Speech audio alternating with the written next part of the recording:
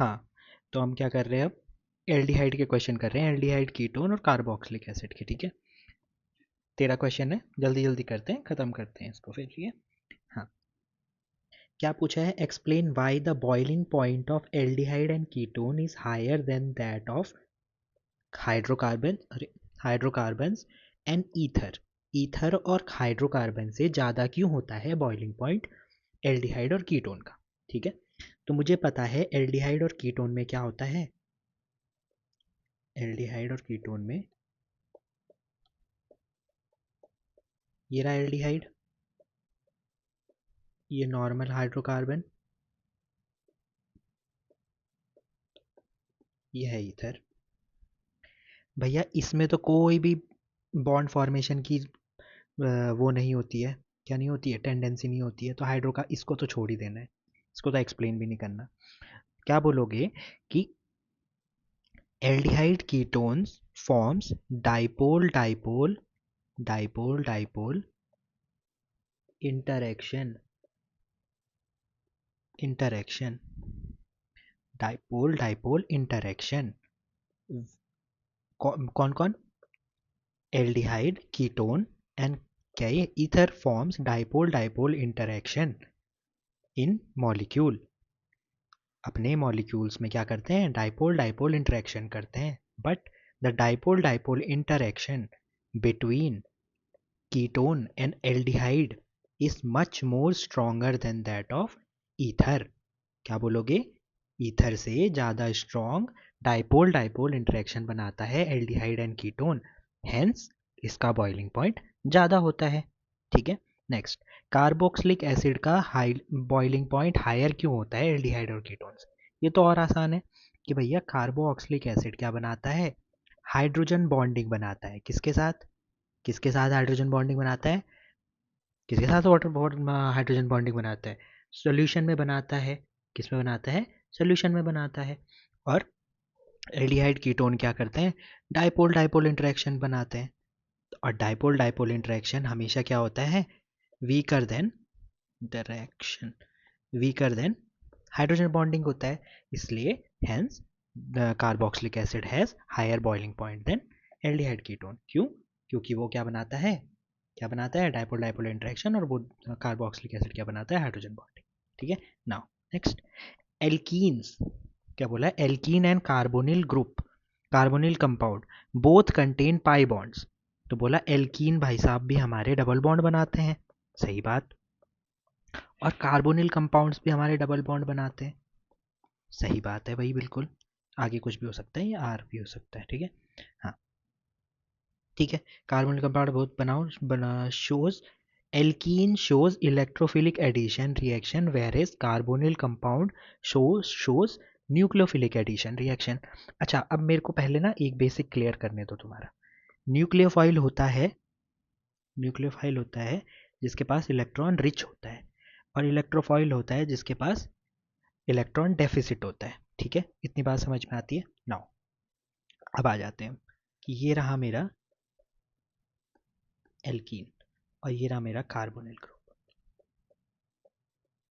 ठीक है, तो मैं क्या कहूँगा कि जो ये डबल बॉन्ड है, इसमें इलेक्ट्रॉन्स जो हैं वो इवनली स्प्रेड हैं, क्या है, इवनली स्प्रेड है, इवन स्प्रेड, क्या है, इवनली स्प्रेड है, स्प्रेड, हाँ, स्प्रेड है।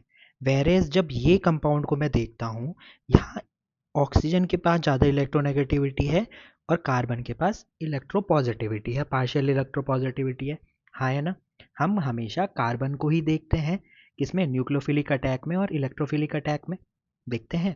तो हमने कहा कि भैया जो ये कार्बोनिल कंपाउंड है, जो ये कार्बोनिल कंपाउंड है, इसके पास क्या है, इवनली स्प्रेड पाई बॉन्ड नहीं है, क्या नहीं है, इवनली स्प्रेड पाई बॉन्ड नहीं है। अब देखो ना, यहाँ पर जो एक पाई बॉन्ड के इलेक्ट्रॉन होंगे, दोनों सी हैं, दोनों की इलेक्ट्रोनेगेटिविटी सेम, तो दोनों के पास इलेक्ट्रॉन बराबर होंगे। वेरेस कार्बन की इलेक्ट्रोनेगेटिविटी कम होती है ऑक्सीजन से, तो ये कम इलेक्ट्रोनेगेटिव होगा, ये कार्बन कम इलेक्ट्रोनेगेटिव है, ऑक्सीजन के पास डेंसिटी थोड़ा ज़्यादा होगी इलेक्ट्रॉन्स की, और कार्बन के पास इलेक्ट्रॉन डेंसिटी थोड़ा ज़्यादा, वो सॉरी कार्बन के पास इलेक्ट्रॉन डेंसिटी कम होगी, और ऑक्सीजन के पास इलेक्ट्रॉन डेंसिटी ज़्यादा होगी। इसीलिए न्यूक्लियोफाइल किस पे अटैक करेगा? न्यूक्लियोफाइल अटैक करेगा हमारे कार्बोनिल कंपाउंड्स पे और इलेक्ट्रोफाइल का अटैक करेगा हमारे एल्कीन में। ठीक है, तो क्लियरली वहां पे लिखना कि जो double bond of alkene is evenly spread over the carbon atom, whereas the double bond in carbonyl group is shifted towards oxygen as oxygen is much more electronegative than carbon. Hence, nucleophilic attack will happen at carbonyl group and electrophilic attack will happen at alkane. ठीक है, next. Carboxylic acid contain carbonyl group but do not shows nucleophilic substitution reaction like aldehyde and ketone. क्या बोला? अच्छा, यहाँ पे confusion मत करना है, ये एडिशन है। एडिशन मतलब ऐड हो रहा है, सब्सटीट्यूशन मतलब हटना होता है। ठीक है, तो बोलता है कार्बोक्सिलिक ग्रुप के पास क्या होता है, कार्बोनिल ग्रुप, कार्बोक्सिलिक भी कार्बोनिल ग्रुप होल्ड करता है, बट एडिशन वो सब्सटीट्यूशन रिएक्शन नहीं होती है एल्डिहाइड और कीटोन की तरह। ठीक है, एल्डिहाइड और कीटोन की तरह नहीं होती है। क्यों नहीं होती है? तो देखो, कार्बोक्सिलिक एसिड बनाते हैं, ये रहा कार्बोक्सिलिक एसिड और ये है मेरा एल्डिहाइड और कीटोन में से एल्डिहाइड ही बना देते हैं। ठीक है, मैंने कहा जब भी न्यूक्लियोफाइल और इलेक्ट्रोफिलिक रिएक्शन की बात हो रही होगी ना, तो वहाँ पे क्या करोगे तुम, ये इनकी इलेक्ट्रोनेगेटिविटी के अकॉर्डिंग इनको लगा दोगे। जैसे नेगेटिव ये पॉजिटिव हो जाएगा, नेगेटिव ये पॉजिटिव हो जाएगा। अच्छा, एक बात बताओ, ऑक्सीजन जो OH है वो क्या है? विड्रॉइंग ग्रुप है, तो विड्रॉइंग ग्रुप के लिए बाहर का साइन, जबकि ये R क्या है? डोनेटिंग ग्रुप है डोनेटिंग ग्रुप। हाँ, तो अगर मैं यहाँ पे इलेक्ट्रॉन कम है, अगर यहाँ पे इलेक्ट्रॉन कम है और मैं डोनेट कर रहा हूँ, क्या कर रहा हूँ? डोनेट कर रहा हूँ, डोनेट कर रहा हूँ, तो यहाँ पे इलेक्ट्रॉन डेंसिटी बढ़ जाएगी, बढ़ेगी, इलेक्ट्रॉन डेंसिटी बढ़ेगी। वेर एज जब यहाँ पर करूँगा तो ये इलेक्ट्रॉन डेंसिटी क्या होगी? कम होगी, और ज़्यादा कम होगी यहाँ पे इलेक्ट्रॉन डेंसिटी। अरे होगी, तो मैं क्या लिखूँगा कि the OH group at in carboxylic act as a electron withdrawing group. क्या करेगा?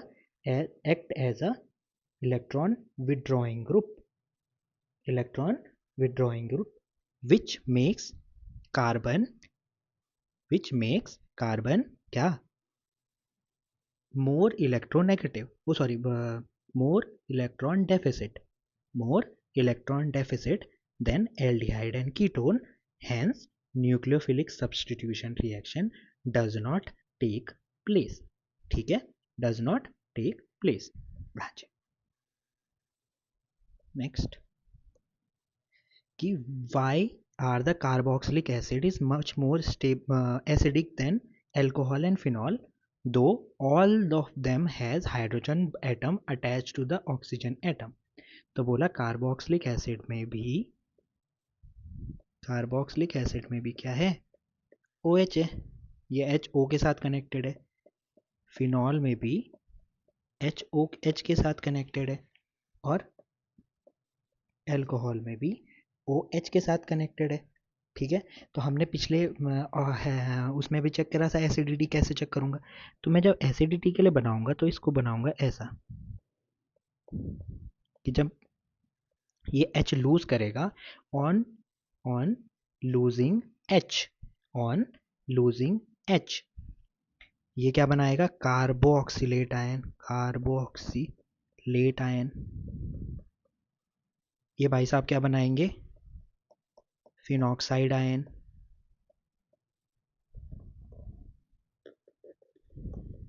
Phenoxide ion. ये भाई साहब क्या बनाएंगे?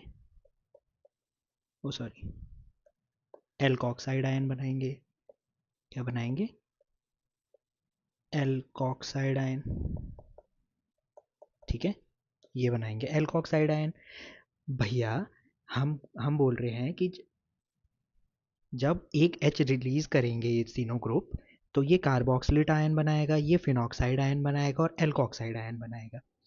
जो ये नेगेटिव चार्ज है, जो ये negative charge of carboxylate ion है वो डीलोकलाइज कहाँ होगा, एक तो यहाँ पे और दूसरा इसके पास, दोनों ऑक्सीजन के पास डीलोकलाइज्ड होगा।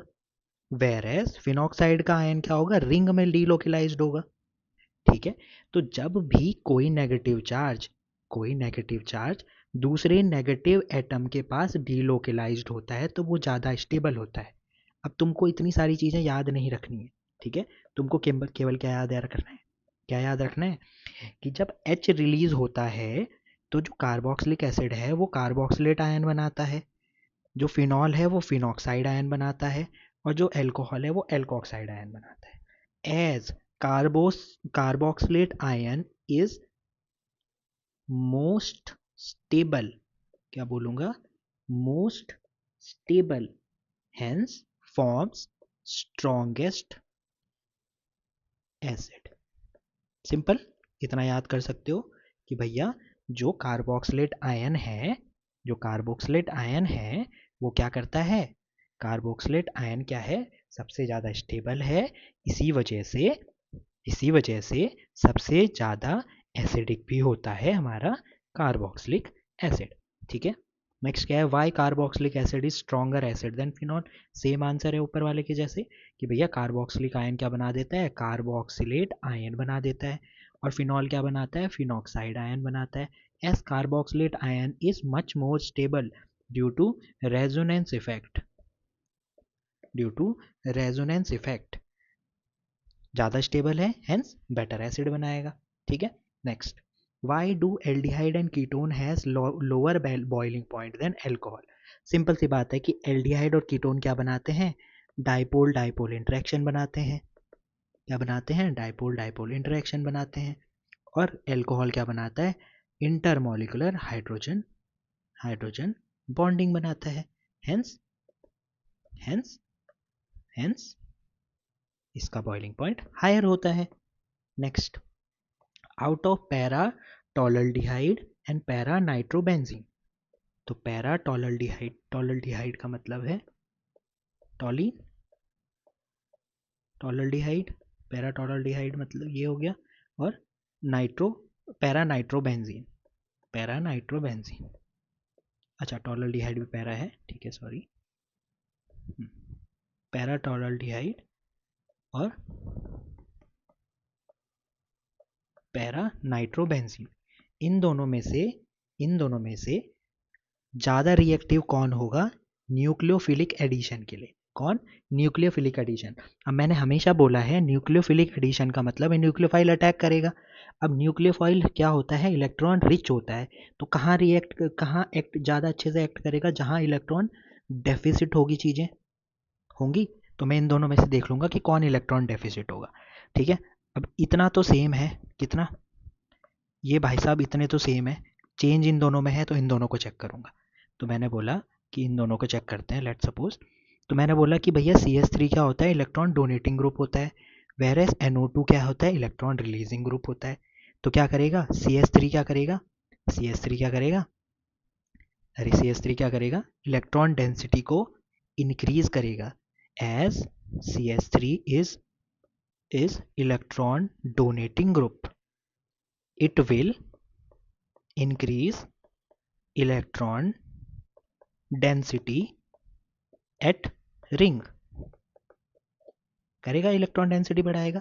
जब ये इलेक्ट्रॉन डेंसिटी ज़्यादा कर देगा इसमें, तो क्या इस पे न्यूक्लियोफाइल का अटैक होगा क्या यार, अच्छे से नहीं होगा। Whereas nitro group is electron withdrawing group which will reduce या decrease the electron density at ring, hence जो नाइट्रोबेंजीन है, जो नाइट्रोबेंजल्डिहाइड है, nitrobenzaldehyde will be more reactive towards nucleophilic addition. ठीक है, ड्यू टू नाइट्रो ग्रुप क्या होता है, इलेक्ट्रॉन डोनेट, वो क्या होता है, अरे विड्रॉइंग ग्रुप। ठीक है, हाँ, बेंजल्डिहाइड इज लेस और more reactive to electrophilic substitution reaction than benzene. ठीक है, बेंजल्डिहाइड बना देते हैं फटाक से भैया कि ये रहा बेंजल्डिहाइड और ये रहा बेंजीन। तो भैया मैंने बोला इलेक्ट्रोफिलिक जहाँ लिख दिया। इलेक्ट्रोफिलिक का मतलब है कि बेंजीन रिंग के पास क्या होनी चाहिए, इलेक्ट्रॉन रिच होना चाहिए। ये क्या होना चाहिए, इलेक्ट्रॉन रिच होना चाहिए। इलेक्ट्रॉन रिच कैसे बताऊंगा, कैसे चेक करूंगा मैं बोलूँगा भैया जो ये CHO है, जो ये CHO है, ये क्या होता है, इलेक्ट्रॉन डोनेटिंग होता है या इलेक्ट्रॉन विदड्रॉइंग होता है, क्या होता है, benzaldehyde electron electron withdrawing group होता है। और बेंजीन के पास तो कुछ है नहीं। S CHO group is electron withdrawing group, क्या बोला मैंने, S CHO is a electron withdrawing group, it will decrease the electron density at ring. Ring की क्या कर देगा ये, इलेक्ट्रॉन डेंसिटी को कम कर देगा। अगर ये इलेक्ट्रॉन डेंसिटी को कम कर देगा तो क्या इस पे अच्छे से इलेक्ट्रोफिलिक अटैक होगा क्या, अटैक होगा क्या, नहीं होगा उतने अच्छे से अटैक, जबकि बेंजीन के पास अच्छे से इलेक्ट्रोफिलिक एडिशन सब्सटीट्यूशन रिएक्शन होगी। तो क्वेश्चन क्या था, क्वेश्चन था कि इज बेंजल्डिहाइड लेस और more reactive to electrophilic substitution reaction than benzene. तो बोलोगे benzaldehyde is less reactive towards electrophilic substitution reaction as benzaldehyde in benzaldehyde CHO group is electron withdrawing group which will decrease the density electron density from carbon ring benzene ring, hence becomes less reactive to electrophilic substitution। ठीक है, next, state the position on the ring, ring पे कौन सी position होगी electrophilic substitution के लिए predominant, जो predominant होगी इन benzaldehyde. अगर मैंने बेंजल्डिहाइड बनाया और इस पे क्या, इस पे कौन सी ऐसी पोजीशन होगी रिंग पे जिस पे इलेक्ट्रोफिलिक सब्सटीट्यूशन रिएक्शन हो पाए।